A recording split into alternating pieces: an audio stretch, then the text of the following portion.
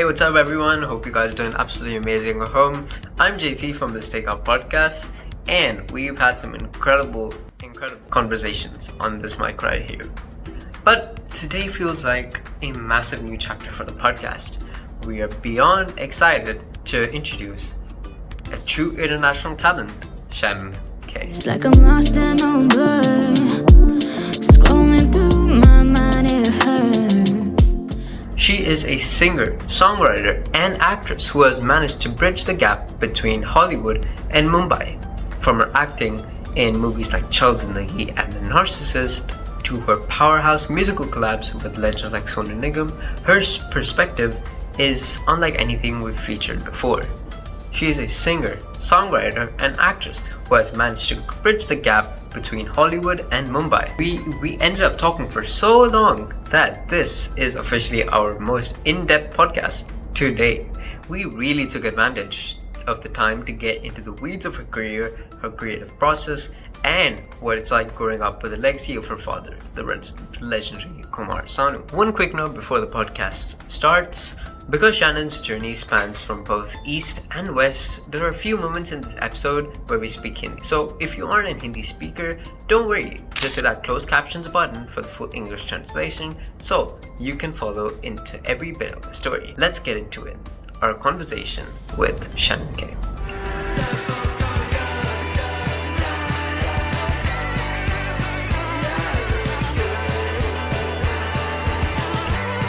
Hey, what's up, guys? It's JT from the Stakeout podcast with my co-host Van, and we've got the amazing Shannon K on our podcast today.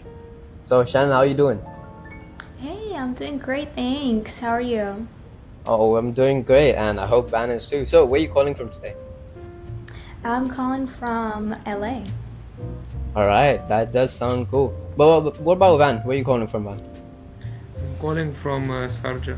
Sharjah. All right, sounds great. Just for context, Sharjah is a state in the UAE. So, a quick overview about Shannon. Shannon is a singer. She's a model and actress. She's acted in movies such as Chal Zindagi alongside Sushant Singh Rajput.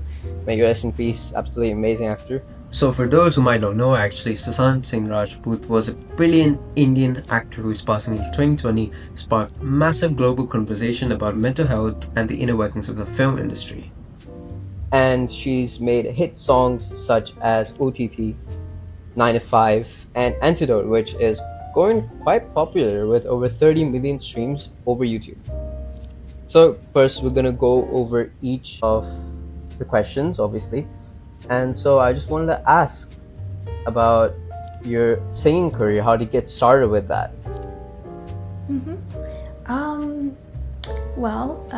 This is ages ago, I guess.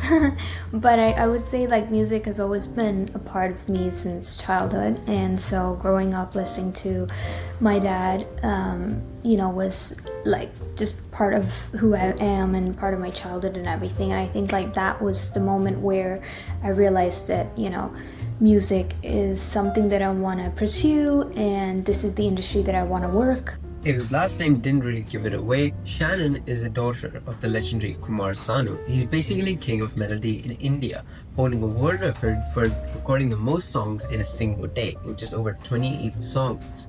While Shannon is carving her own path in the US, that incredible musical DNA is definitely present. And so, being a kid, for me that time, it was just like music for fun, music for, chill and stuff like that. But obviously as I grew older, I realized and I wanted to take it, a notch up, and I decided to pursue it as a career. And so, that's how it came to be. All right, that does sound very interesting, as you started at a really young age. So what was one of the first songs you actually wrote, The first song I wrote was I think like at the age of 11 or 12, and I was just kind of like figuring the whole songwriting scene, and that was called Roll Back the Years. And so it was a very deep song, and I guess like for a 12-year-old it was a bit too overwhelming. But I guess yeah, that's how like the journey of songwriting kind of evolved as well. And then I got to like really work with some amazing songwriters along the way, and you know, my songwriting itself, it kind of like grew and it changed over time. And as you can now hear in different songs, whether that's like OTT or Always or Don't Go, or A Long Time, or even Antidote. So yeah. Okay, that's quite something. So you really started at a young age and you kind of built up your career around that one thing. What about acting? Did you start acting at a young age too, or was it? Shannon, when did you realize that music was just not a hobby but also your passion? Yeah, that too. Sure. I would say like I think when I first sang at like a school concert, and I won, and I was like, okay, I love this feeling, I don't know what it is, but I really love it. I love being on stage. I love singing in front of people. I love it when they they cheer for me and stuff like that. So that's when I kind of I was like, okay, this I can see myself doing this for a really long time. And I remember telling my dad, and I was like, Dad, this is the career that I want to pursue. And he was like, okay, are you sure about it? And I was like, yeah. And he sat me down, and he was like, okay, well, let me share you like how my journey started and the ups and downs, and and so I got like tons and tons of tips and hacks and a lot of great inspirational stories from which I use almost like every day, even in my career. So I think that was the point where I realized that I want to take this as a career. Okay, that's pretty cool. So one more thing, obviously, for your singing career, being raised by someone like Kumar Sanu is quite phenomenal, which gives you much more leverage and much more, ability to build on. So another question which I wanted to ask is that how do you transition from singing in English to singing in Hindi? Because obviously you have sang in Hindi before on songs and on podcasts. So there was a podcast by, I'm not gonna name who, but I listened to a podcast with you and your father. You both were there and you sang some Hindi. So how do you transition from that? Because obviously you've learned how to sing in English extremely well. Ariana Grande's vocal coach, Eric Ritchell, and he's a phenomenal coach, and that was really, really fun to just learn, everything about like music and your vocal techniques and everything. And I mean, the transition, I think it just kind of happened. I had to learn because I am not really fluent in Hindi. I can understand, but to me, in order to like speak, I still kind of like, butcher a lot of things. So that was it. And then of course the pronunciation. A lot of times, certain words in Hindi songs are Urdu, and so you have to pronounce it in a specific proper way. So I learned that obviously through listening to my dad's songs, and again like asking him, because I had like a easy access to him. So I was like, Dad, I have a Hindi song and you need to like let me know. Obviously I didn't want to sound like some just American trying to sing in Hindi. I wanted to sound as native as possible so I could connect with their audience as well. And I think when I first sang, the first I would say like opportunity that I was given in Bollywood was by Himesh Reshammiya. And Himesh sir, again, he's a terrific music composer and an artist himself. I love like all of his songs, and I'm sure you guys do too. And so he gave me my first like opportunity to sing in Hindi, Punjabi, and English. So that was super, super fun. And from there onwards, I got to like really sort of learn how to kind of like pronounce it, whether it's like a Punjabi song or like a Hindi song. And it was just all about learning. All right, that does sound interesting. I'm not familiar with him because Okay. I'm not from that time, or is he recent? I'm not sure. I'm not really familiar Right. with him. So, but Well, yeah, I'm you sure were you've saying. probably heard like his songs in certain movies and things like that. So, Okay. yeah. Like any song that just like really resonates with your heart, like you made it for this with like a specific reason, or like anything that's more of emotional value. There are a few that I have, worked on, whether that's like Antidote, the recent one, or Give Me Your Hand, which was actually based on an anti-bullying, concept, and it was like, the song itself was written through our experiences, being, a young brown girl trying to break into the industry and the things that, that we have to kind of like, go through, if that makes sense, like through discrimination or, subtle, subtle remarks, and so that was a song where, I really like poured out my actual feelings. I'm not the kind to, I'm not an open book, so I keep everything very, very private. But during, Give Me Your Hand, like writing session, I realized that I'm probably not the only one who's went through this, and that, I would love to share my story so that, anyone else who's probably going through the same thing can resonate with me and resonate with the song, and hopefully, the song would be able to help them overcome those obstacles. So I think Give Me Your Hand was definitely the song where I genuinely just like poured out my feelings, and I wrote it down. Yeah, alright, that was quite something actually. Give Me Your Hand is obviously a song related to anti-bullying, but do you mind dropping some of the lyrics, if that's okay with you?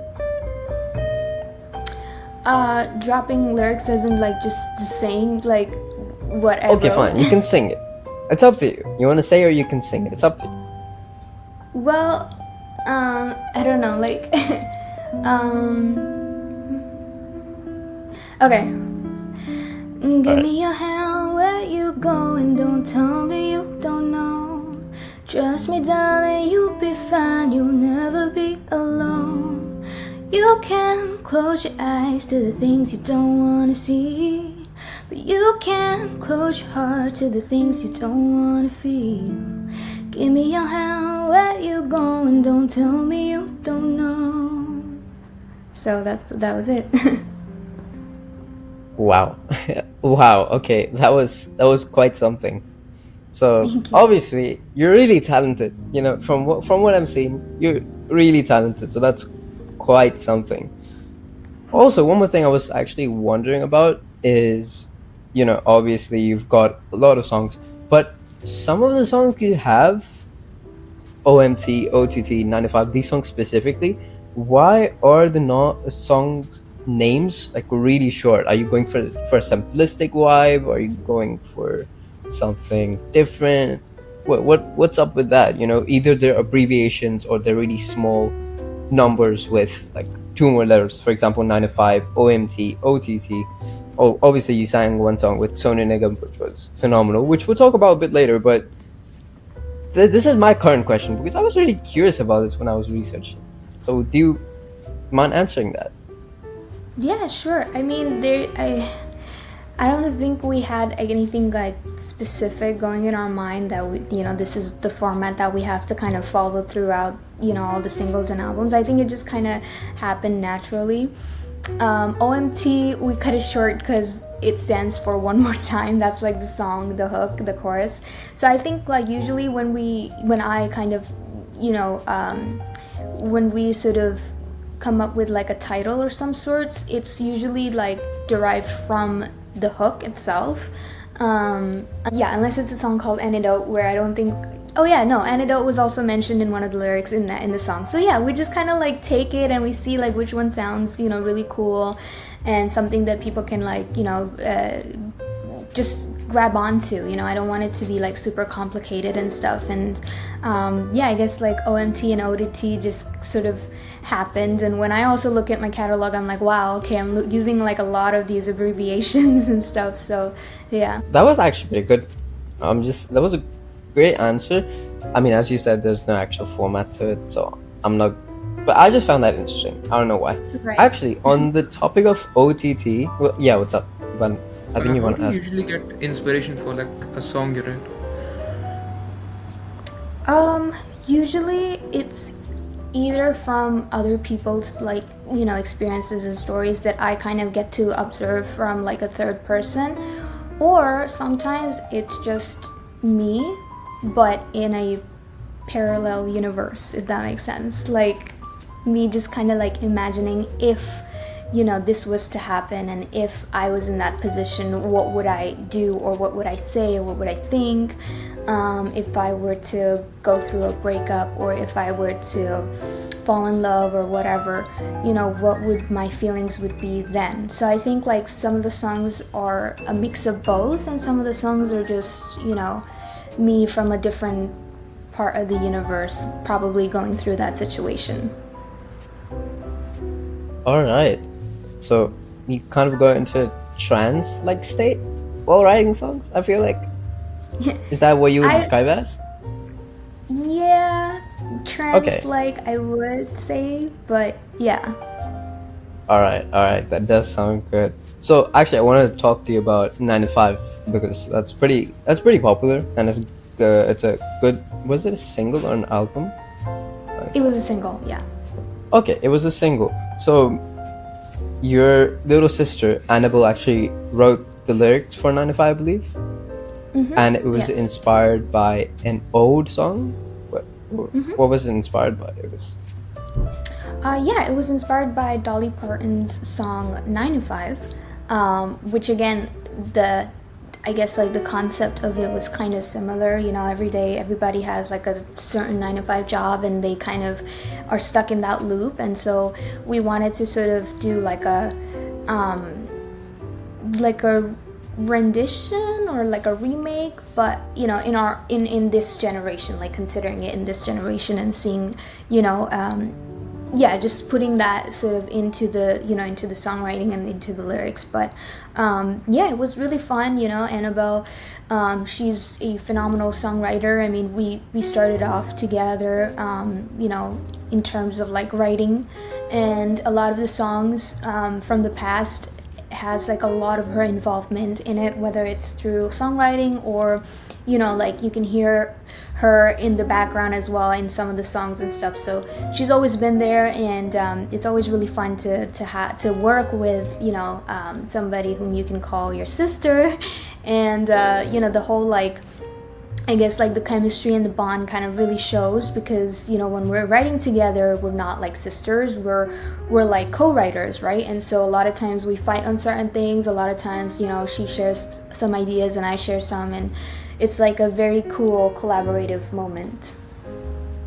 How do you convince your dad to sing 9 to 5? That was a story of its own. I mean, we had the song ready, and we were thinking to include somebody into it, and we thought that the best person who would justify it would be Dad, of course. And so the first time we went to him, and we were like, hey, it's a song, and you gotta like hop on it and stuff like that. And he was like, okay, what type of song is it? And we were like, oh, it's like a proper English song and stuff like that, but your part is in Hindi, but you might have to sing like an English like hook. And he was like, okay, I'm not doing it. And I was like, no, it's not gonna be that complicated, it's not that hard. But after a lot of convincing, and I remember my sister, she took charge. She was like, Dad, you have to do it. And literally we did not release the song until we got a hold of him, and he didn't even like book his flights to come to LA, like just because he didn't want to do the song. And so we were like, okay, let's just trick him a little bit, we'll be like, yeah, okay, it's fine, we found someone else for the song. And we kept it aside. And then when he came one day, we just took him to the studio, saying that Shannon has to do some like little fixes onto the song and stuff like that. And then we like forced him to go to the booth, and we were like, you're singing this part. But yeah, it was really fun, like getting to see him do his magic on the booth. It was really cool. And then it came out so well. I mean, he sounds so cool in Hindi and the little English bit that he did. So, and I'm sure his fans loved it as well. All right. एक line मिल जाएगा 9 to 5 से? Oh, okay. Here, Shannon is covering the iconic Dolly Parton anthem. It's a bit of a full circle moment because Shannon's style often blends that classic Western pop soul energy with the discipline she learned from her Indian father's Indian classical roots. But it's overall a great song. Definitely recommend you guys check it out. And yeah, like I said, it's inspired by Dolly Parton's anthem. And here she goes.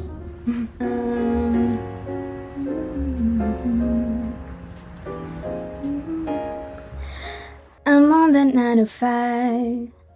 Gotta remind myself that I'm alive. And it's the same old payroll. Need something more than just enough to survive. 'Cause I'm not sure, insecure. Gotta take what I don't get. Trial and error make me better. Remind me so I don't forget. Will you let me live the life I want to live? Free me from the sins that you commit. Cut me up until I'm numb, but I still feel all my regrets. Trial and error make me better. Remind me so I don't forget. There you go. That was quite something. So, Thank you. fun fact: I was in music too, and the vocals, the pitch, it was absolutely amazing. Actually, I think Van plays guitar too, right? Oh, sweet. Yeah. Yes. But I don't think it can compare to Ma'am's sheer like art of just creating music or just expressing her emotions in like the song. I don't think it can compare. But I had a small doubt in like the way you create your music. Is it like, do you think like the art you do, which is music, should be like to heal, challenge, or to entertain people? And if do, would you want to make a change to it? It should be a mix of both, you know. That's what music has always been. It's been, you know, a way to make a change, make an impact, but at the same time, entertain people. And I think, you know, certain artists, you know, they choose a certain, you know, line. Though I feel like as an artist, you are all responsible of the content that you create, and just be aware that there are, you know, that there are kids that are gonna watch your music videos and hear your songs, and there are adults, and there are, you know, elderly people. So it's all, you know, people of different age groups and things like that. And so I think it is our responsibility, because we, you know, I mean, just in general, like whether you're an actor or a musician, I think like people come to you to hear you, to watch you perform and everything. And so you have a kind of some sort of a responsibility to make sure that whatever it is that you're giving to the society is going to be followed regardless. That's just how it's been. And so, you know, I really make sure that whatever it is that I'm putting out makes sense, and, you know, that it's true to me as an artist first and foremost, and at the same time it's also not too, you know, not too into like the whole entertainment thing where I'm just going crazy and wild, and, you know, like there are little kids following me and doing the same thing. That's nor am I like, you know, I guess preaching about certain things. Wherever it's needed, I'll for sure, you know, use that my platform and use my voice to talk about those situations, whether it was mental health with Give Me Your Hand or some, you know, other things. But yeah, I think you just kind of have to balance both. But ma'am, was there like a specific moment or like experience that like just forced you like just rethink that a bit? Yeah, I think it was from the song OTT. It was just kind of, and actually Run too. Run was another song of mine where I got to really express myself. But OTT, like if you listen to it, that's like full on like just entertainment, you know. It obviously doesn't say anything about, you know, making a change or making an impact. It's just like a, you know, a feel good sort of song. And I think like after that, I had to kind of, sit back and rethink of, okay, what's the listeners like? Do they want to, listen to a certain song that's all about like showing impact and, making a change, or are they all about entertainment?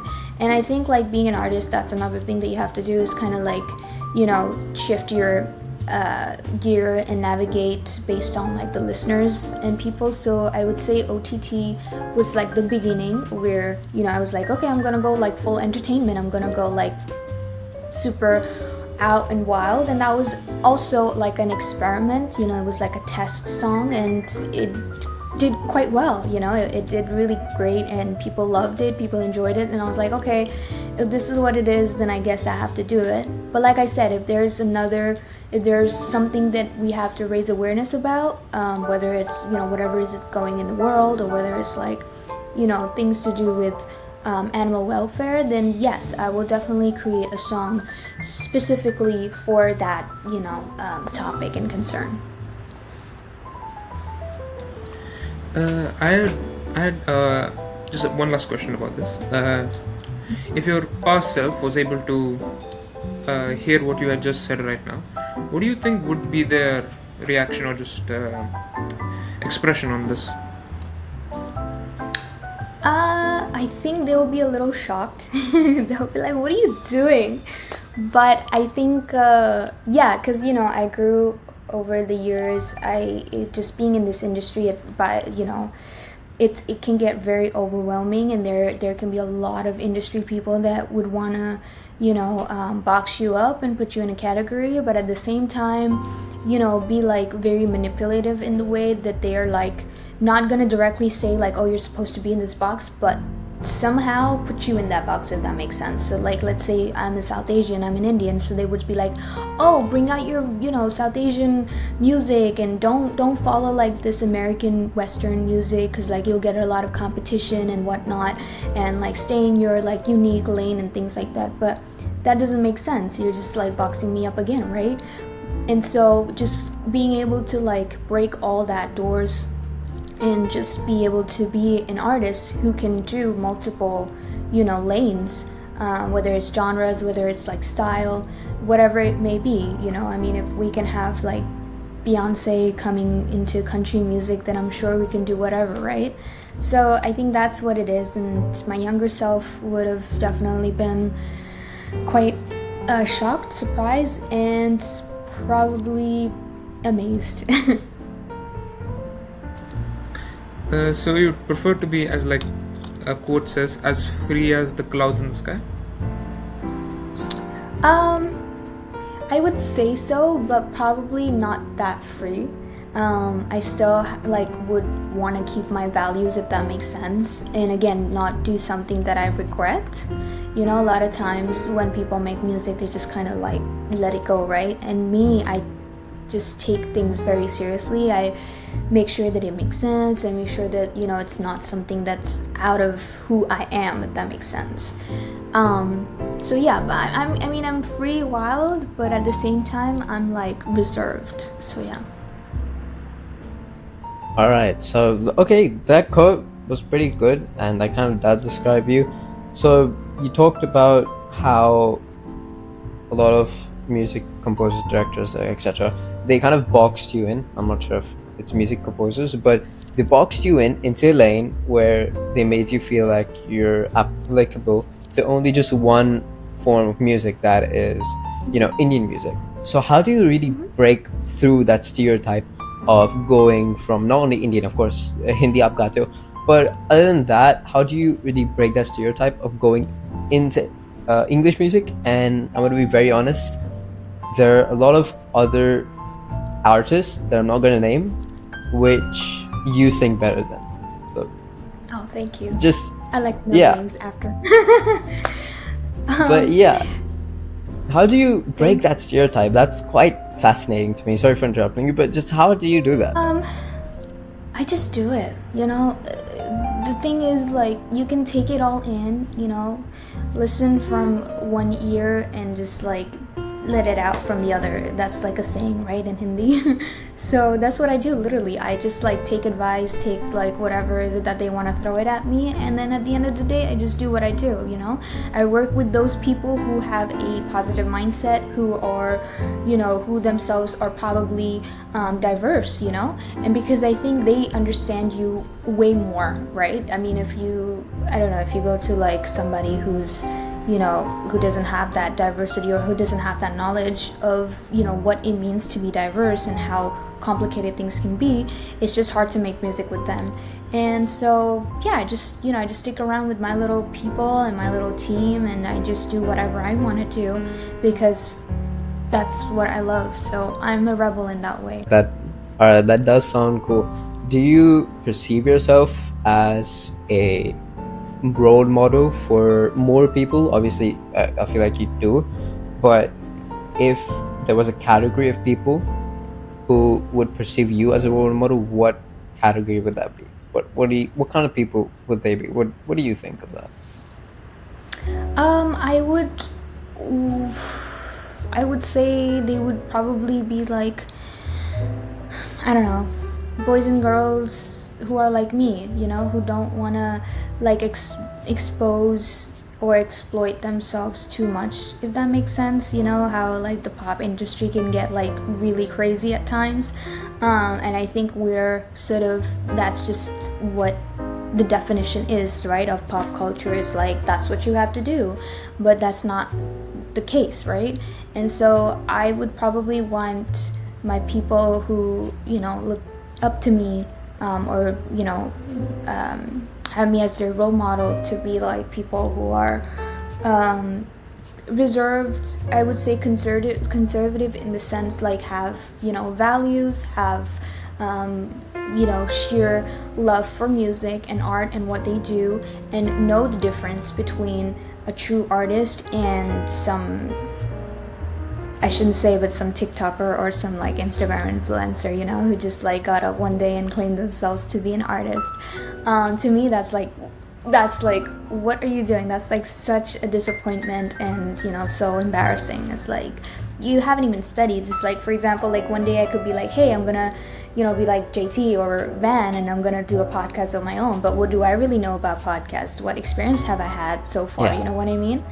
And so yeah, that's what I would probably say. Like, you know, I've always wanted to be like an inspiration and role model to people, and I hope that I can be, you know, by the time I reach, you know, like the success and fame. And I hope that people can look up to me, or parents can tell their children like, hey, like, you know, look at Shannon, like if she can make it with, you know, not like going crazy in this industry, then I'm sure you can too. So Yeah. All right, that does sound cool, because as you said, one hit wonders, they don't last long. We all saw, yeah, Shit. We don't want to get smoked. yeah, okay, never mind. But yeah, one hit wonders, they do not last long by any means whatsoever. But How would you recommend, like, instead of becoming a one-hit wonder, you would like continue your path and slowly get famous? Like, how would you recommend like that, or is there like any advice you would give? yeah, sure, go ahead. I would just say that it is a long process. It is gonna be a handful of journey, but the longevity of that will be, you know, of course, it will be there, you know. And so just make good music, try to connect and network with people, because that is your ticket to, you know, to building yourself up, of course, and to getting where you want to be.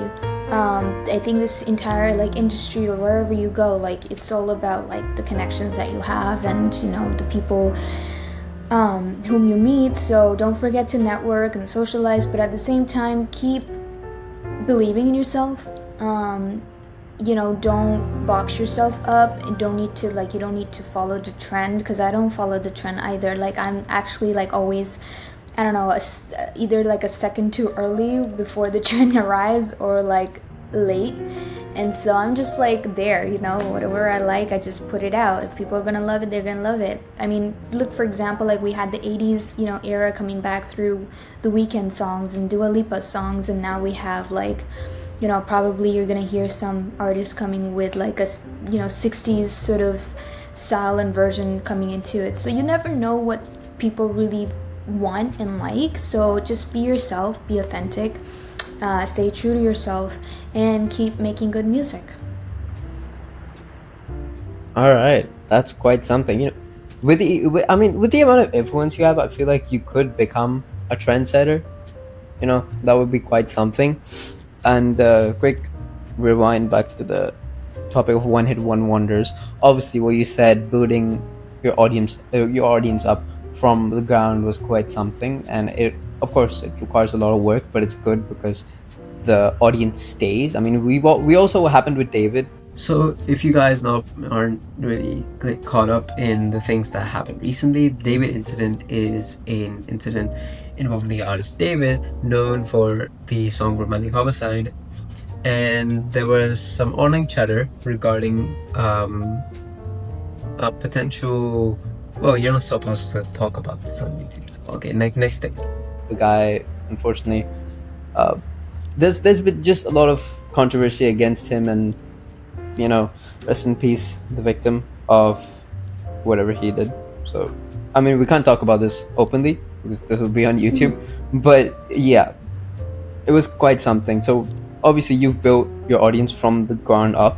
And actually, speaking of your audience, what was your first acting gig? Was it the Big Feed in 2020? Was it Yes, that? it was. Yeah. All right. Yeah, I want to hear more about that. Let's talk about that. Sure, yeah. I mean, yeah, the Big Feat. Actually, I was initially approached for the movie as a musician, so they wanted to use one of my songs in the movie, and they saw me, and I think like they had like a role that was still like there and available, and so they reached out to me and they were like, hey, would you like to act in it, and I was like, yeah, sure, why not. And I think that's how it came to be, and again, it was really fun. We had Manolo Vergara, who is Sofia Vergara's son. He was like the lead in the movie, and my role was like a really dark vampire kind of thing who had like the key to the most like important thing that was going on in the movie. And so it was really fun being on set, and I was like, okay, this is something that I can also love beside music, and it was really cool. And then obviously after that I got to really work on different movies and things like that. That's where like Charles and the Geek came to play, and of course The Narcissist, and then I have a few more other movies that I have filmed last year, which are hopefully they're gonna be coming out this year, and I have a couple more like lined up for this year, so I'm excited. All right, that's quite something. But you want to ask something? Do you think that like acting allows you to express yourself much better than music? In my opinion, I think both of them lets me express my feelings completely, whether it's through songwriting or through acting. But I would say, if you're asking like in general, acting could be, because it gives you this opportunity to leave yourself and put yourself in someone else's shoe, like be that character, and it all works through imagination and a little bit of your own personal experience. For example, like if you're, I don't know, a smuggler of some sorts, or you're a cop, right? You've never been a cop, or you've never smuggled something, but you still, you can still kind of like play around with your imagination and probably see, or of course there are, other movies and documentaries and whatnot to, for you to follow, but it's always really fun, and it really brings out different personalities and different characters. And I think that acting for me personally has been a huge help in order for me to break through my shell, if that makes sense, because I'm not me when I put on that, outfit on and I have that makeup on and I'm that character. It's that character, and so I get to really let loose and be free and not be judged, because I'm not Shannon in that moment. I am that character. So yeah. Just a follow-up question. In your acting, do you like want to see yourself as like a chapter for people to learn from, or a pillar for people to like rely on or just able to hold on to in like the near future to like learn from? I would want to, just like every other, artist or actor out there, I'm sure they all would want, themselves to be so successful and have like a beautiful story to their career that people would follow. And so, I just hope, I've just sort of started in the acting career out here, and I'm not sure what the future holds for me, but whatever is it that that I do and I will be getting the opportunity to do, I'm sure I'm gonna put like 100% into it, and hopefully, be an inspiration to others. So yeah. All right, that's pretty cool. So, on the topic of acting, obviously, I want to talk about The Narcissist because it's a big thing for you. It's written by Christian Allen, which we actually reached out to him. Quite a guy. He's nice, you know. So he's written and directed The Narcissist, and the premiere is actually happening on the 14th, which is Valentine's Day. Quite something. So I want to hear your thoughts and your experience on the set on The Narcissist movie. So speaking about The Narcissist, actually, Shannon made her acting debut in the short film The Narcissist. It's a psychological drama that explores the toxic dynamics of a relationship. She didn't just act in it though, she also contributed to the soundtrack, showing off her double threat capabilities. So it was actually directed by Christian Allen and written by him too. So you guys can definitely check The Narcissist out. I'm not sure if it's out yet, but go check it out if you guys can. Yeah, Or film. absolutely. Feature. Yeah. It was, yeah, totally. It was a very fun, experience being on set and working with Christian. He's a amazing director and so fun to be, to work with. And The Narcissist itself is like, a very intense and just a very intense movie. The topic of it is just something that I think we all sort of, have felt it in our lives through certain relationships, like being in a relationship. And so, just being able to be a part of that. Again, the movie is not entertainment purpose, more of like, making an impact and making a change and, of course, spreading awareness of that sorts. And my character was, Amber, who is the lead's best friend, and throughout the movie you could just see how easily the lead the lead Liz, she just sort of detaches herself through her friends and her family and everyone because she's in a relationship with a toxic narcissist person.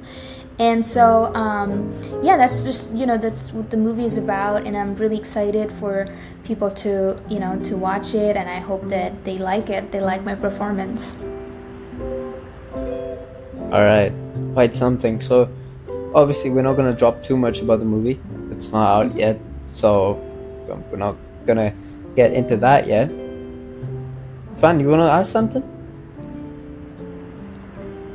Okay, yeah. What kind of stories do you feel responsible for telling as an actor? I think like I said, we're all sort of responsible of saying things, but like for example The Narcissist, right? That is, again, it's based probably on true life events and things like that, and Christian wanted to really spread awareness to that and let people know that this is how a relationship looks like when you're in a relationship with a narcissist, and these are the things that happen. And so if you're somebody who's going through it, these are the steps that you can take, and just the little subtle hints that you see in the movie that that changes everything, that changes the relationship itself and the characters and their personalities. So I would say whether that's a director or an actor, I think if they feel like this project or this script has something that they need to shed some light on, or somehow make an impact or make a change, I think they definitely take that to consideration and shape it just the way it is. Yeah, so look, The Narcissist is, as a movie, it's obviously a fiction movie, but I would say the problem of relationships, obviously I'm not on the age to be discussing this, but the problem of relationship is really high and sometimes it gets so intense. It just leads to a lot of things that will permanently damage a person's experience with relationships, and they won't go ahead with other ones which may be better for them. So the narcissist, I feel like the movie kind of does highlight on that, that aspect of relationships. So it's good to know that people like you're really influencing other people to get out of those narcissistic relationships, which may permanently damage them, and they'll leave a mental scar for them for life. So that's some great work you're doing. Obviously, acting is a really good ability, and it's quite something that you're doing, acting and singing. So, do you consider yourself to be a multitasker like that? Mm, I don't really consider myself. It just happens to be, I'm terrible at multitasking, honestly. Like, I like my things to be like planned and scheduled, and I like to take things one at a time. That's just how my brain works, I guess. But yeah, I mean, like I said, music and acting, I never really considered them as like work for me. It's something that I really enjoy and I love being part of, and I'm just I'm just always there whenever there's like a creative space and there's place for me to get involved and be a part of it. That's quite something. Obviously, you're not a good multitasker, according to you, but I think you are. Complete honesty, Thank because you're doing a lot of things at the same time, right? So I would consider you are. Also, you did a song with Sonu Nigam, OTT. I want to hear more about that. Here, Shannon talks about her song OTT, which she did with Sonu Nigam. Sonu Nigam is another titan of Indian music, often compared to Michael Jackson in terms of his vocal range. The song OTT, also known as Over the Top, is a collaboration between Shannon and Sonu. It was a huge deal because it bridged the gap between the 90s Bollywood era and the modern global pop sound. And, if possible, can you drop a line from that? Well, OMT, was a really fun song to work on, and I think, like I said, we approached Sonu sir, and we had this song and we presented to him, and it was really nice and kind of him to have be involved and be part of the song, and the music video was really fun too. It was directed by my sister Annabelle, and so was the music. The music was written and composed by her, and so again, it was really fun. I mean, Sonu sir is like, he's such an amazing artist. I love listening to his songs, and so for someone like him to be a part of like a project in the music like ours was a huge deal. And also because at that time I had like just started my career, like I wasn't where I am today, so I didn't really have much accomplishments. I was just starting it out, and so he purely believed in the song and in me, and he saw that potential. And of course, like, the song itself was really, really fun and great. So I think that's how he just believed in it. So I'm very thankful for him to come on board. So yeah. एक line मिल जाएगा song से? Okay. All right. Okay, let's see.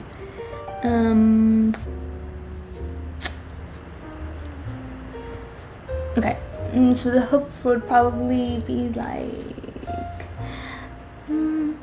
baby, tell me that you love me one more time, maybe 1,000 times, and you got me like la la la la la la la la la la la, got me like la la la la la la la la la la la. Thank you. Wow. All right. That was quite something. So obviously OMT was absolutely great with Sonu Nigam. I've heard the song. I've seen the song. It was quite something.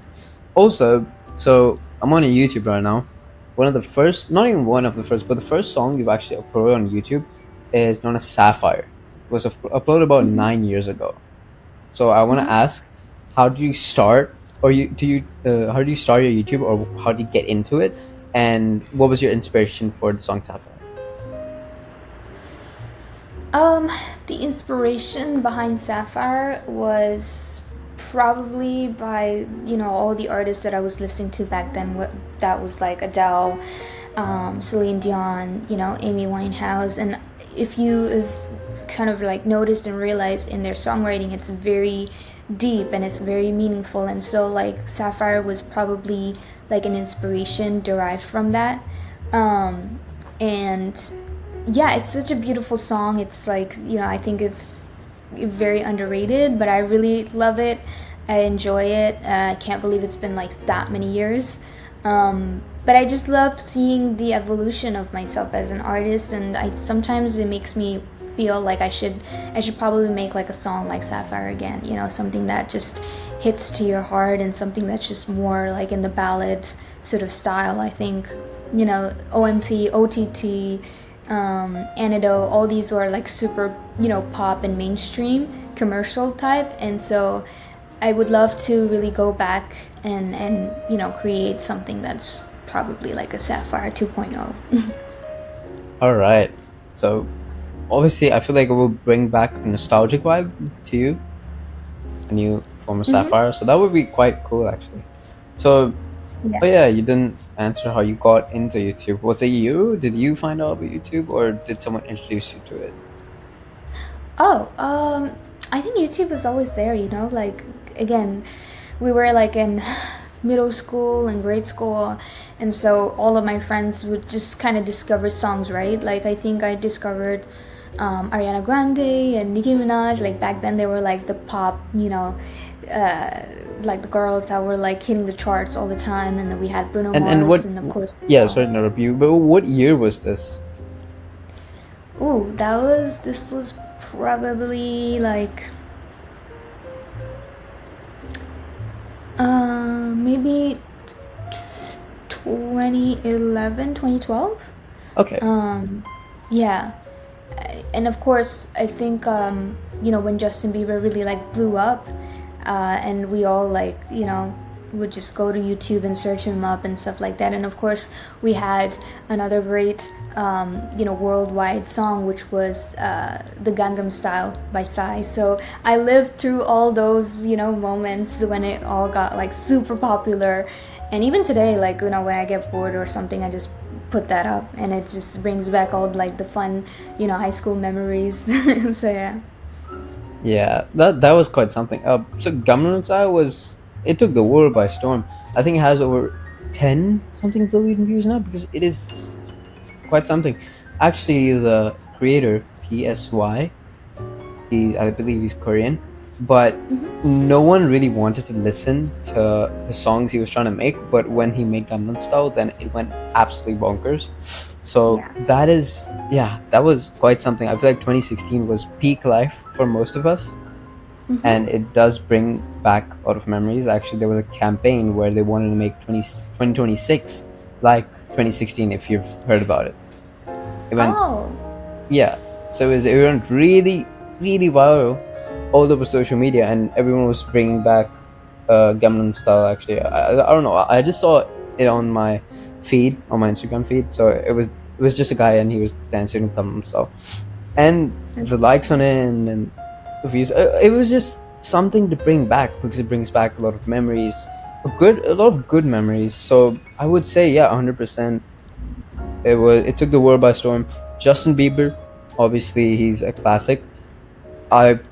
According to me, I don't think he fell off. Obviously, he's still making music, and he's kind of started acting too, which is quite something. I haven't heard a lot from Nicki Minaj, or I'm just not really aware of the songs she's made. And for Ariana Grande, I think she's back into acting. But wait, what's your favorite Ariana Grande song? I have so many. I'd say like my favorite song would be like Into You, and just like any other Oh yes, Bang Bang was another song which had Nicki Minaj and Jessie J in it. I remember like I would just sing it with my like classmates. That was a huge hit too. So because I was raised in London, so a lot of my childhood was spent there. So I was introduced to a lot of British artists, whether that was like Harry Styles from One Direction, or Sam Smith, or Lorde, and yeah, there were like so many other great singers that kind of came out from there. So yeah. All right, that's quite something, and yeah. So obviously you sang that a lot. My favorite is Seven Rings, but I feel like that's a bit later into Ariana's career Yeah. because obviously it wasn't 2011 time. It was around 2014, 2015, 2016. I feel like it was in Hmm. that time it actually went really viral. So yeah, I think that's quite something. Van, you wanna ask something? Could I ask the classic rapid fire questions? Yeah, all right. Go ahead. All right. So Shannon, this might be a bit new for you because the interviews I've seen, no one's asked you a rapid fire. So Okay. this is gonna be it might be a bit new to you. All right, Van, let's begin with the rapid fire. Yes. I'll be asking 19 questions, and we are going to be trying to speed run this, meaning as fast as possible. Is that okay? Okay. Yes. Question 1: coffee or chai? Coffee. Morning person or night owl? Night owl. One word that your fans use to describe you. Mysterious. Songs that you can listen to on repeat. Rolling in the Deep by Adele. Studio or stage? Stage. Bollywood or Hollywood? Mm, both. Ma'am, you can't choose both. I'm very sorry. Oh, come on. Man. It's like Bollywood has my heart, because like the songs and the movies. Okay, Bollywood. Favorite comfort food? Pasta. One artist you'd love to collaborate with. Bruno Mars. Biggest inspiration in music? My dad. Heels or sneakers? Heels. One city you'll never get tired of. Paris. Favorite genre to sing? Pop. Social media or staying offline? Staying offline. One thing people don't know about you? That I am a ball of craziness and I have tons of personality. So, What's your biggest career dream? my biggest career dream? I would say to just career dream. Well, currently my biggest career dream is to win the Grammys award. So, yeah. What's your favorite movie of all time? Favorite movie of all time, I would say Charlie and the Chocolate Factory and Pirates of the Caribbean. If not a singer or actor, you'd be a... I'd be a counselor. Do you have any advice to your younger self? Yeah, I have so many advices for my younger self, but I guess I would just be, I would tell them to be patient, yes, and don't give up. And for the final question, what is one word which you could use to describe your journey so far?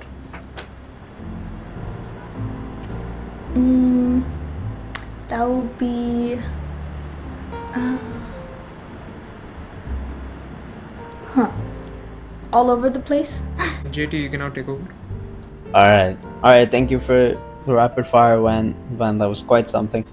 What artists do you think are underrated? What artists do I think are underrated? I think there are so many like artists that are underrated. For example, like Zara Larsson was underrated, and I think she's doing so great right now. And apart from that, I think there are some like really amazing, artists that are, from different parts of the world. There's an artist called CK, and I think he's doing great. And yeah, I mean these are some really cool. 50/50 is like a Korean band. They're doing great. So yeah. Okay, you said something about 50/50. Are you big into K-pop? I don't know. I wouldn't say so. Yeah. I mean, it's just like a little, I guess, a little wave that came about, right? So yeah. Okay. All right, I see. And kind of back to the acting thing, how was your experience on Chal Zindagi with Vivek Dahiya and Sanjay Mishra? Here, she's talking about the movie Chal Zindagi, which is a significant project for Shannon as it marked her debut in the Indian film industry. It's a travel-based ensemble film about a road trip to Leh Ladakh, which is actually a city situated in the northern part of India. She didn't just act, she sang on the OST as well, marking her official homecoming to the Indian cinema. Chal Zindagi was a really fun movie to be a part of. We got to travel to so many amazing places, and Chal Zindagi itself is a movie about not letting go of your dreams no matter how old you are, and to keep going. And so it was really fun, and of course working with Vivek Dahiya and Sanjay sir was great. Got to learn a lot from him, and I got to learn how to ride the Harley Davidson as well, because like most part of the the movie were like on our bikes, so that was super fun. Okay, that's quite something. Riding on a Harley, that's really fun actually, and on a set too. So, I mean, a lot of people would love doing that, right? So, one more thing. Obviously, you've been influenced by your dad a lot. He's taken a really big part in your life. For his songs or for his music in general, what is your favorite song that he sang? With a discography of thousands of hits, picking a favorite Sanu song is nearly impossible. Shannon usually leans towards his soulful 90s tracks like Dil Kehta Hai or Mera Dil Bhi Kitna Pagal Hai. It's so cool to see which of her dads influence her own vocal runs. And here's her favorite one. There's so many. Of course, we have like, the song from DDLJ, Tujhe Dekha Te Jana Sanam. My favorite is Jab Koi Baat Bigar Jaye, and there are so many other songs that I just like love listening to. So yeah. Yeah, all right. But okay, I warned you before. But is there any way we can get a line from Jab Koi Baat Bigar Jaye? Yeah. Okay. The song that Shannon's about to sing, which is known as Jab Koi Baat Bigar Jaye, is an absolute Bollywood staple. Originally sung by her father, Kumar Sanu, for the 1990 film Jurm, it has become a legendary evergreen song in India that almost everyone knows by heart. जब कोई बात बिगड़ जाए, जब कोई मुश्किल पड़ जाए, तुम देना साथ मेरा ओ हमनवा. न कोई है न कोई था जिंदगी में तुम्हारे सिवा, तुम देना साथ मेरा ओ हमनवा, तुम देना साथ मेरा ओ हमनवा.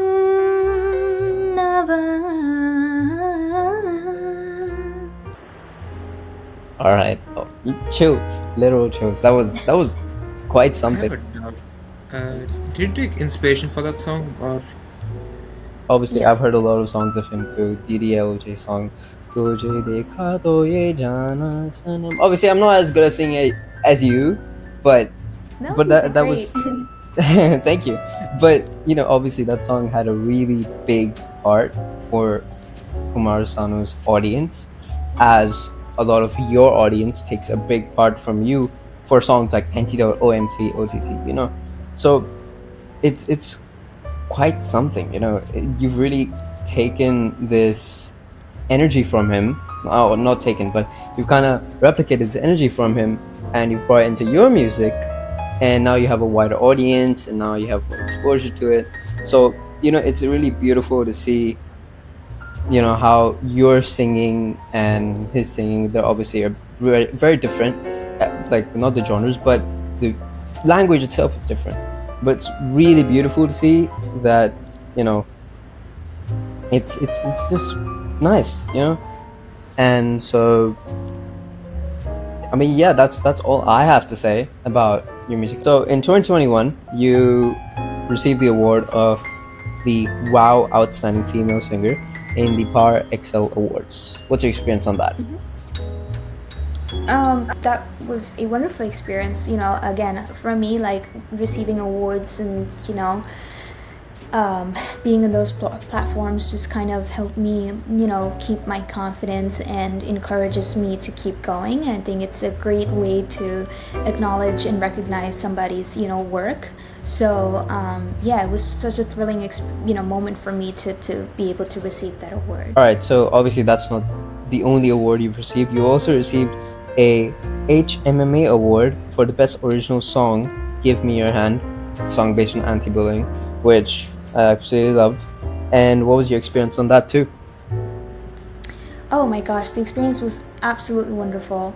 I think that was like my first award, that I received in, out here, in Hollywood. So that was just so beautiful because, my sister was a part of it, and amongst her, there were so many other people who were a part of it too. So again, it just felt like my music has been recognized and it's been, appreciated, and so it just gave me a lot of encouragement to keep going and keep making good music.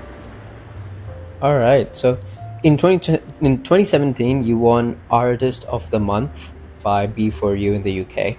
What song do you think really lifted you up to win that award? Um, I think like the songs, you know, like the song Run and the song OMT, and even the songs like before that, I think that they were all like a step to, to the ladder, and they all sort of, define me in different ways. Like I said before during the rapid fire, that I'm just a ball of craziness, and I'm wild, and so whatever I feel like it, I just put it in music. And I think those music, they grow, they take time, but when they do grow gradually and eventually, it just becomes, everyone's favorite. So that's what it is. Like that, I think that's been most of the journeys, like, of my songs. It's been like a gradual appreciation and love from people. All right, so that's quite something, and obviously, your audience loves you for who you are, the stuff you do, and you as talented as you are. Obviously, you've done so much in not a short amount of time. You've done it over a very long period of time. You actually made headlines once in the 2023 Cannes Film Festival. You wore for what was it, the Dial Indiana Jones and the Dial of Destiny, for the premiere of that. You wore a gown, I think it was a white gown, designed by two Ukrainian designers, and you said that it was in, like, what was it, in support for Ukraine during the war at the time. So what are your thoughts on that? Yeah, I mean, that was the moment where I felt like, of course that was the moment, and the platform where I felt like as an artist I can, spread some awareness and talk about, or not talk about, maybe just like, spread the awareness. And I think through my gown and through my involvement in like being for the Ukrainian victims throughout the war was something that I wanted to show. Yeah, just spread awareness of that sorts. And it was my first time in Cannes Film Festival, attending like a premiere like Indiana Jones, and that was just absolutely breathtaking and unbelievable moment. I was so nervous and I was like, oh my gosh, I'm literally like walking down the carpet, this is crazy. And right behind me was actually the actual lead of Indiana Jones, and so it was just like an unreal moment for me. So yeah. Okay, but I mean, it must be surreal going to a red carpet of a movie like Indiana Jones. Obviously, it was not the movie in itself. I mean, it is, but it was a prequel. And as I was saying, you also came on the television series of the mystical inheritance of Adina Hassan. So how was your experience on that set? Oh, it was really fun. Again, it was completely different to my character, from the narcissist and from Charles Zindagi. I was playing Adina, who is the lead in the movie, sorry, in the TV show, and it was just really fun. The show itself has so many different sides, and it's mysterious. It's got like tragedy in it as well, and I just kind of really enjoyed playing that character and being able to express those moments and those emotions through the character. So yeah. Okay, I think it was this weekend or last week actually. I forgot which movie it was on, but do you mind like letting us know your experience on it? Yeah, absolutely. I mean, it was really fun just being on the carpet, and I'm all about like supporting, my fellow artists or fellow actors, and again, attending these events, you get to learn a lot as well, to see like what's going on in the industry, what's making a wave and what's not, and things like that. So yeah, red carpets are always fun for me. I get to like glam up and wear my heels and just be there, and just be there to support. All right, that's quite something. Obviously, red carpets are, really a privilege, I guess, to be on, because you really get to showcase, your talent, and you really get to show your support for the people in that movie. So obviously, red carpets not for everyone, and it's quite something that you have the courage to go up onto the red carpet and do your thing, be Shannon, and show your support and show your love for everyone in the movie and acting for the movie. So yeah, and back to your artistry and your singing, how do you think is the difference between your form of singing and the traditional Indian form of singing?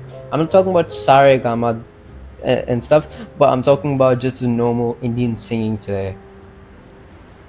What do you think is the difference between your style and that? I think because like I'm very much influenced by like the West, and so it shows whenever I sing in Hindi or sing in Indian music. Like it just kind of comes through regardless of how much I try to hold back and make it like as Indianized as possible or make it sound like Bollywood. I think it's just something in my texture or the way that I sing it. But it's just it's really fun to kind of just see if I can even sound good in Hindi. I was kind of like a little sketchy at first. I was like, I'm not sure if I'll be able to do justice to a Hindi song. Like I said, I don't want to come off as like a too westernized person trying to sing in Hindi. But I think like with the help of listening to songs and things like that, just it was just like an easy transition, and I think that's probably the difference, I would say. Okay, that's quite something. And obviously, you talked about how you transitioned from singing in English. So yeah, other than that, again, I want to go back to your print actually we haven't started, but I want to talk about your print. So you've been in Forbes, you've been in TWIF, and you've been in Be Attractive, and obviously you've got a ton of articles about you. And so, how do you deal with all this publicity, and how do you deal with negativity from, people who are not your supportive part of the audience? Hard, if I'm being super honest, it's not easy. At first, it was definitely not easy. I've been through like depression and, yeah, and self-harm and things like that, only because I just did not know how to handle it, and I was very young. I just would take everything like super super personally, and I still do, but I think over the years I kind of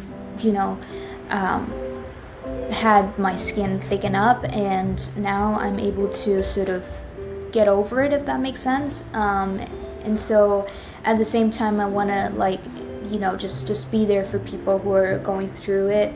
I think we all have those days, right, when we're at our lowest, or when we get like a negative comment or something of that sort. So just know how to ignore all of that and still keep doing what you do. That's like the important thing. So yeah. Okay, so obviously, dealing with negativity is really big. We've received tons of negativity. Obviously, we're really small creators, as in the influencer circle. I think your dog mind's barking a lot. Yeah, I apologize. It's No, like that's not a problem. got 2 dogs, so. It's 2 dogs? Wait, what are their names? I want to know. So one of them is Coco and the other one is Teddy, and they are both from like the poodle family. Okay, that's quite. What about their breed? What breed? So one of them is a Maltipoo and the other one is a toy poodle. Okay, you're right. You're in the poodles. Mhm. All right. Okay, that's pretty cool. How do you deal with pressure and of being a better artist or an actor to your audience? I think like I like to challenge myself every now and then. I still do. The need of doing better than before. And of course, like with Antidote, I think I raised the bar like a lot higher. So now I have to like work twice as hard to, for the next song that's gonna come, because I just, like I said, I want to give it my best, and I want to make sure that it's 100%. So I put in all my efforts, and I just make sure that everything is like going as it is. So I mean, look, raising the bar did definitely work. It is by far your most streamed and most viewed music video and song, with over 30 million views across YouTube, which is by far your biggest one. So it's quite something that you've achieved that with Antidote, and I hope to see more songs from you 100%. I do. And so obviously you've got a lot of people who are influenced and inspired by you. What is something you'd like to say to people who are more inspired by you or see you as a role model? I would just say to continue to be yourself, and believe in yourself. That's the most important thing. And keep doing good. Stay surrounded by people who are positive, because there are certain people that are like that don't need your energy or your vibe, so stay away from them. And just know that you're made for a reason to shine, so keep shining. Okay, that was quite inspirational. I feel like a lot of people would resonate with that, and I feel like they would take action for that. And another thing about inspiration is that a lot of people in your industry who are new to it, or they're about to start music production and singing, what is some advice you'd give to them as a professional like yourself? Just say like to make sure that you whatever it is that you do, you love and you enjoy doing it, and be a part of it. And it's all about creativity. So just go in there with a positive attitude and a positive mindset. Learn from people, and just inspire others as well, whether you're on set or in session. And just it's all about collaborating, and it's all about understanding each other. And I think like when it comes to like the film or the music, I always say that you can't just reach the heights by yourself. Like you always have to have a team, and so just be a good team member. Yeah, obviously, teamwork is something which will help, which is why I feel like bands succeed a lot. I mean, look, One Direction is huge, BTS is huge, so I feel like teamwork is quite something. And so, if you were in a band, I feel like you'd be a vocalist. But if you were playing an instrument, what instrument would you be playing? Either be on the keys or I would play the violin. I don't know how to play the violin, but I think that's like one of my favorite instruments. So yeah. I mean, true, but the violin itself has a melody to it, and if you really listen to a lot of the old songs, I mean, my parents play all the time, but if you really listen to Right. a lot of the old songs, especially Hindi old songs, the violin really does have a melody in every single one of them. So it does take a Right. big part, and I see why, you would love to play the violin just in general. So yeah, that's beautiful just hearing it from you. And obviously, I feel like guitar would also be pretty cool because it's a string instrument. For me and Van, it's guitar. We're playing the guitar, and I also know how to play the keyboard. I also know how to play piano, so Cool. it's good. Yeah, so it's good to have a lot of things going on. So obviously, you said your dream person or your dream artist to work with would be Bruno Mars, I believe. So, what's your favorite Bruno Mars feature? There's so many, Talking to the Moon and Uptown Funk and As for like ending, I have only like three questions to ask you, Peter, which is more of like makes you think in a very positive way. What does enough means to you today? enough, I believe, to me means a lot of things in a lot of ways. It just means, whether it's like in my music, if this is enough that I would be able to give out, then this is it, right? And so, yeah, that's what I kind of see the word as, yeah, as it is. Like, yeah, enough is enough. What truths are you just still afraid to just say out loudly? Um, the truth that I'm still afraid, I wouldn't say I'm afraid, but I would say I'm a little like, conscious of is of course talking about like my mental health. I think like I tend to, by default, like put up a fake, a mask on and make sure that I'm like the happiest person. I think that's like, but in reality, there may be times where I'm like not the happiest, or where when things don't go the right way, or yeah, just in general too. So I think that's like something that I'm conscious of. If this conversation is remembered, what do you hope people feel after hearing it? I hope they feel something. I'm not sure what exactly, but just like, just to see like a human being in me, like that I'm not this perfect, ideal person, and that, it's been a journey of my own as well, and I've, learned through my mistakes and learned through the journey, and so, I'm just like you guys. So I think yeah, that's what I would say the audience would, should, I guess, like, take in from the conversation. And for the last question, this is to your fans, to your admirers, and to the people who look at you as like a role model. What is something like you would say to them as like a quote or something like they can live by? Mm. Well, the quote that I always use is that you're made for a reason to shine. That's what I've always been told as well. So, I want to give that to the people as well, and tell them that there's always something in you that's unique and true to yourself. So find that, and hold it, because that's something that's gonna make you stand out from the crowd. So yeah. All right. JD, you can Yep. do it. All right. So thank you, Van, for the questions. I might have popped out for a bit, but nothing to worry about. I'm back. So let's begin with the ending statement. Obviously, Shannon, it's absolutely amazing having you on here. one of the biggest guests we've got by far. Actually, the biggest guest we've got on, and one of the most talented.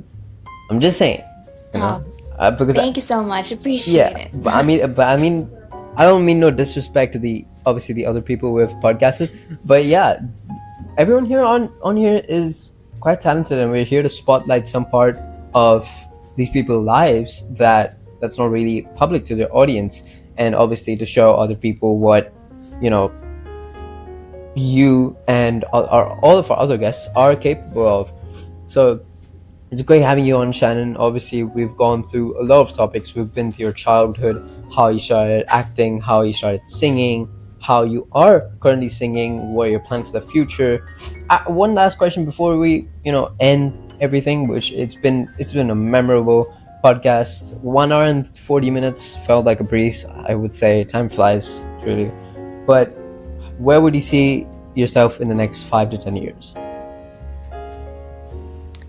Hopefully somewhere where I'm satisfied and happy with all the accomplishments and been able to just inspire a few people.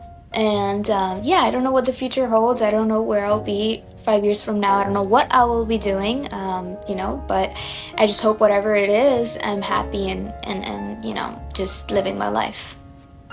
All right, that was quite something. And last but not least, before we leave, obviously you've left advice for people who want to go into singing. But what would be some advice you would leave to your audience who actually enjoys, listening to your songs, watching your features, who've been hardcore fans since the start? What would be some advice or something you would want to say to them?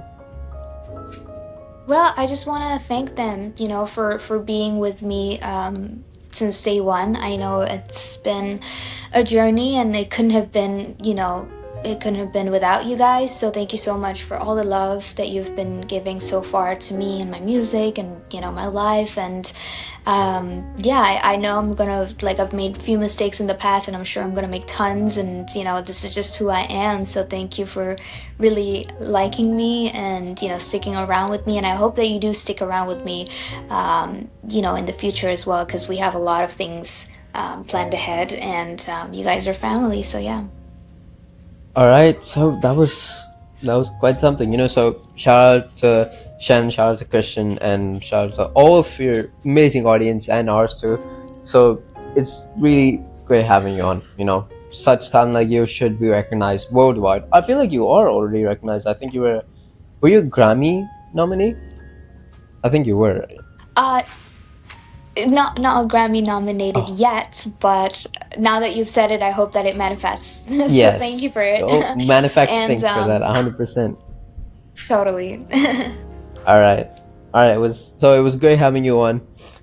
Say no to bullying. That's the point of the song "Give Me Your Hand," and I think we all should endorse that as a message, because obviously bullying is not something a lot of people should be proud of. Were you bullied while growing up?